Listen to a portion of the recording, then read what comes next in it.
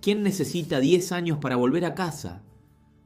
Si sos Odiseo, el rey de Ítaca, eso es lo normal. Hoy te cuento la historia del héroe más ingenioso y con peor suerte del Mediterráneo. Un viaje lleno de monstruos, brujas, naufragios y muchos, pero muchos problemas logísticos.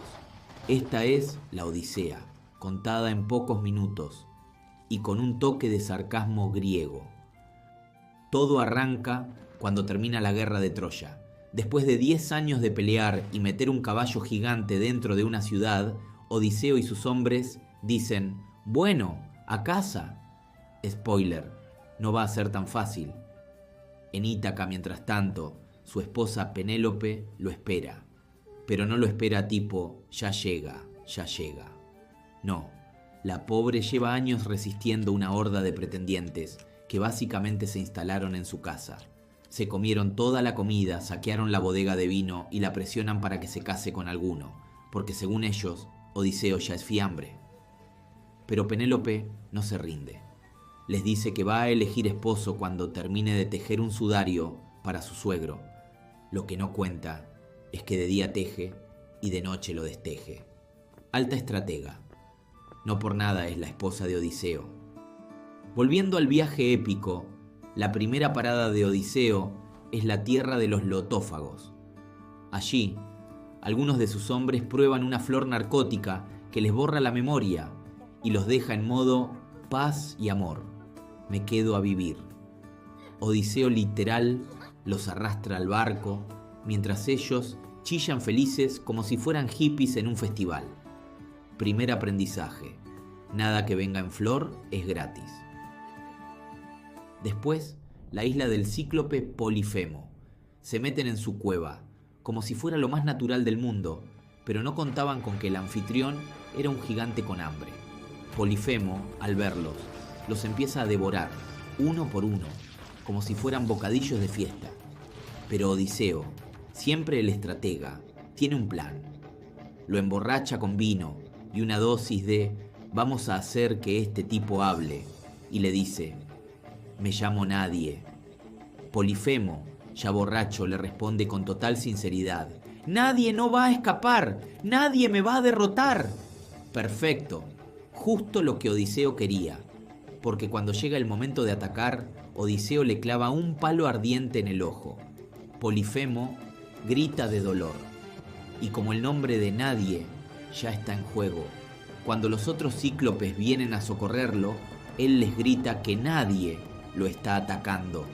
Los otros, muy confiados, le responden: si es Nadie, entonces no hay problema, déjalo que se duerma. De esta forma, Odiseo consigue escapar, pero como no podía ser de otra manera, su ego entra en juego. Cuando ya están lejos del peligro, grita su nombre verdadero para presumir de su astucia.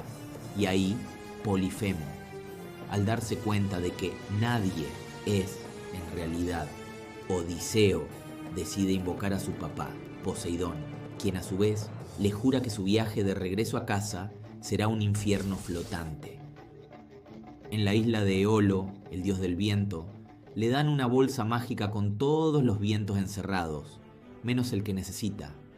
Van navegando genial, hasta que, justo antes de llegar a Ítaca, los marineros, convencidos de que hay oro en la bolsa, la abren. Sale un tifón griego, y vuelven a ser arrastrados al punto de partida, nivel de frustración, como cuando abrís el microondas y tu comida sigue más fría que tu ex. Después llegan a la tierra de los lestrigones, unos gigantes caníbales con cero hospitalidad, ni charla ni tregua. Directamente les llueven piedras más grandes que la autoestima de Aquiles. En minutos, hacen puré todos los barcos, menos uno, el de Odiseo, obvio. A esta altura, sus hombres ya no saben si lo siguen por lealtad o porque no les queda otra. Y ahora, la isla de Circe. Hechicera poderosa, bellísima y cero amigable, convierte a los marineros en cerdos con un toque de varita. Odiseo, con la ayuda de Hermes, toma una planta mágica que lo protege del hechizo y la enfrenta. Circe, impresionada, lo invita a hablar en su cama. Sí, así era el griego antiguo. Se quedan ahí un año entero, comiendo bien, descansando y disfrutando de los beneficios del spa mágico, hasta que eventualmente Odiseo recuerda que tenía esposa, hijo y una isla esperándolo. Y es ahí donde Circe le dice: mirá, si querés volver a casa de verdad, tenés que ir al inframundo. Y Odiseo dice: perdón, pero no hay otra. Solo el alma del adivino Tiresias, que habita en el Hades, puede decirle cómo regresar sin morir en el intento. Así que sí, Odiseo viaja al inframundo, navega hacia el límite del mundo, desembarca, cava un pozo ritual, lo llena de sangre de sacrificios, y al hacerlo empiezan a aparecer los muertos. Primero su madre, que le cuenta que murió de tristeza por su ausencia. Luego, guerreros caídos en Troya, Aquiles, que le dice: mejor vivir como un esclavo que ser un rey muerto. Y finalmente, Tiresias, que le da la receta para sobrevivir al resto del viaje: no tocar el ganado de Helios, tener cuidado con las sirenas, no confiar en nadie. Odiseo escucha todo, procesando que no va a ser fácil. Vuelve a la superficie transformado: no más, voy con lo que venga. Ahora está alerta. Bueno, más o menos. Entramos en el célebre episodio de las sirenas. Pero ojo, nada de colas brillantes ni castillos bajo el mar. Estas no son como Ariel de la Sirenita. En la mitología son mitad mujer, mitad pájaro. Y lo único que encantan es tu voluntad de vivir. Cantan tan hermoso que los marineros se lanzan al mar para escucharlas mejor y se ahogan. Odiseo tapa los oídos de su tripulación con cera, pero él quiere escuchar.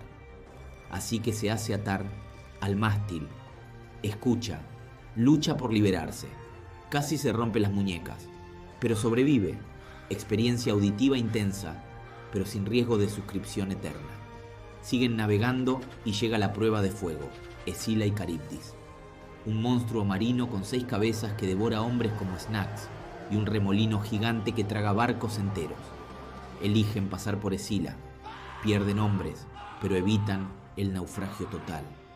Una decisión cruel, pero necesaria, como sacar a tu Pokémon inicial del equipo. Y entonces, la Isla del Sol.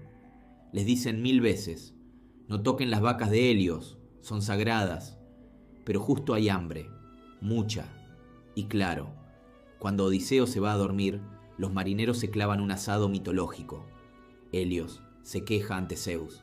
Resultado: tormenta fulminante, barco destruido, todos muertos, salvo Odiseo, que sobrevive a la deriva flotando en una tabla. Nivel Titanic, pero en griego. Llega entonces a la isla de los Feacios. Allí le dan comida, ropa, y cuando cuenta todo su viaje, la gente no lo puede creer. Lo recompensan con un barco y escolta VIP hasta Ítaca. Esta vez, sin drama. Pero Odiseo no entra gritando ¡sorpresa!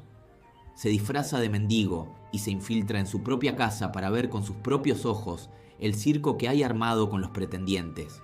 Nadie lo reconoce, nadie, excepto Argos, su perro. Ya viejito y tirado, mueve la cola con lo último que le queda de fuerza. No necesita ver ni escuchar. Con olerlo le basta. Lo reconoce. Y ahí nomás se muere en paz. Conmovido y sabiendo que el tiempo apremia, Odiseo decide rebelarse ante Telémaco. Padre e hijo se reencuentran en secreto, y ahí sí, empieza a gestarse el plan maestro. Penélope, ya cansada del hostigamiento, anuncia un concurso. El que logre tensar el viejo arco de Odiseo y atravesar con una flecha 12 aros alineados, será su nuevo marido. Spoiler, nadie puede.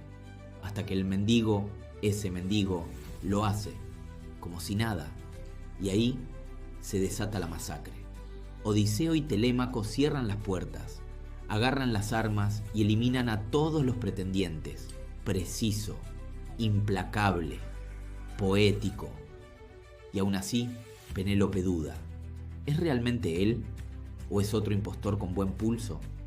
Le hace una última prueba. Menciona la cama conyugal, tallada en un árbol y por lo tanto inamovible. Odiseo la describe tal cual. Penélope se lanza a sus brazos. Ahora sí, lo cree. Ahora sí, termina la espera. 20 años después, el héroe vuelve a su hogar, exhausto, curtido, sabio, pero entero, porque a veces volver no es solo llegar, es superar todo lo que quiso evitar que lo hagas, y vos te quejás cuando te bajás del colectivo 3 cuadras antes. Si te gustó este video, no olvides suscribirte y activar la campanita para seguir viendo cómo los dioses y héroes siempre logran complicarse la vida. Todo esto recreado por IA, claro.